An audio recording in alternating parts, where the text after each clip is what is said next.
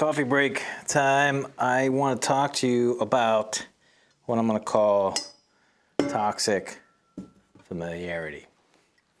Toxic familiarity. So it's the idea that, or the situation in which you find yourself so familiar with something that you just don't change it because it's how things have always been.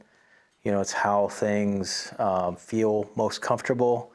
It's that state in which you just don't do different things and you don't realize that you've been doing the same thing for years and years or season after season.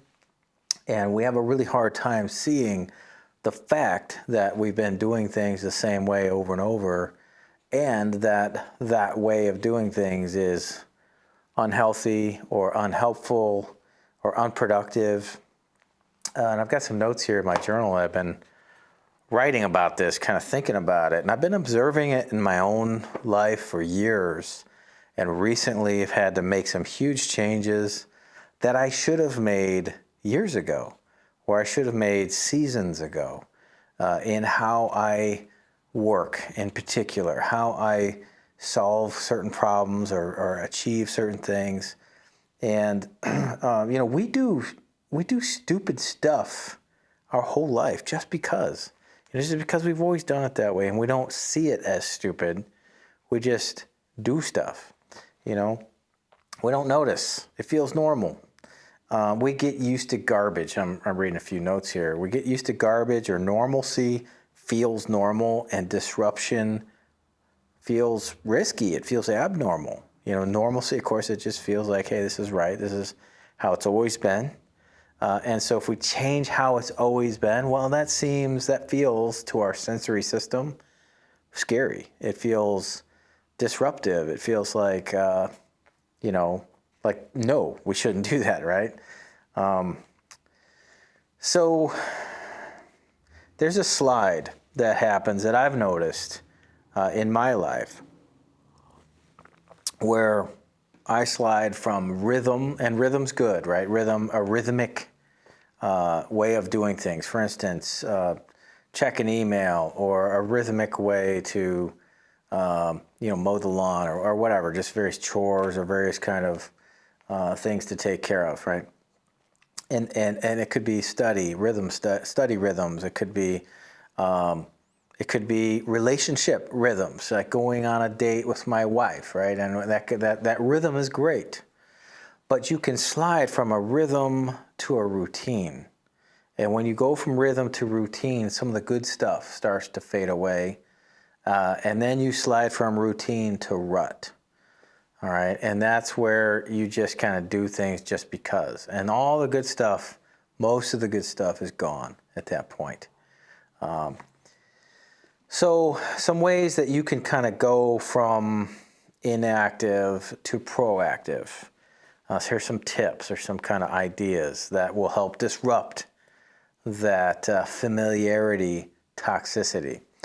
So first of all, you've got to put yourself in a position where you gain some objectivity, where you start to see things from the outside in. Now that can mean just changing the room, changing your schedule. For instance, if you're in this routine of going, or this rut of going to work and just working away and then going home, take a different route. Go some totally different pathway. Drive through the countryside. Leave way earlier than you would normally, and sit in a parking lot, and journal about your day before you have it. Just totally disrupt your kind of normal rhythm, if you will. Get yourself in a position where you're seeing it from a different angle, and just a little disruption like that can kind of wake you up to what's really going on. And in that journaling, or if you do take some time to journal like that, make a list of what your day looks like. Try to lay out a roadmap for your day. Say, here's how my day normally goes. And to try to give yourself an outside view of your own self by writing in a journal and then looking at it. So that's another little hack. And then the third one is get yourself somebody that can speak into your life. that can see your life from their perspective. And this is a person, okay? This isn't an app.